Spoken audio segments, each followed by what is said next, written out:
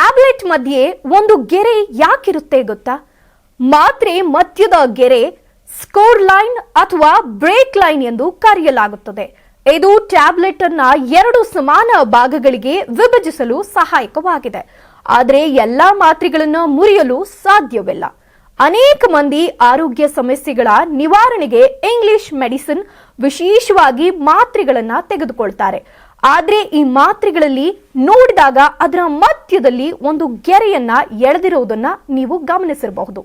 ಅಷ್ಟಕ್ಕೂ ಈ ರೀತಿ ಮಾತ್ರೆ ಮಧ್ಯೆ ತೆಳುವಾದ ಗೆರೆ ಯಾಕೆ ಎಳೆದಿರಲಾಗುತ್ತೆ ಎಂಬುದರ ಬಗ್ಗೆ ನೀವು ಎಂದಾದರೂ ಯೋಚಿಸಿದ್ದೀರಾ? ಕೆಲವರು ಈ ಗೆರೆಯನ್ನ ಕೇವಲ ವಿನ್ಯಾಸಗೊಳಿಸಲಷ್ಟೇ ಚಿತ್ರಿಸಲಾಗಿದೆ ಎಂದು ಭಾವಿಸಿರುತ್ತಾರೆ.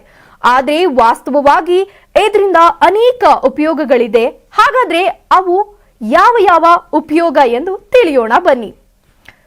ಈ ಸಾಲು ಔಷಧಿ ಉದ್ಯಮದಲ್ಲಿ ಔಷಧಿಗಳನ್ನ ಎಷ್ಟು ನಿಖರವಾಗಿ ತಯಾರಿಸಲಾಗುತ್ತದೆ ಎಂಬುದನ್ನ ಸೂಚಿಸುತ್ತದೆ.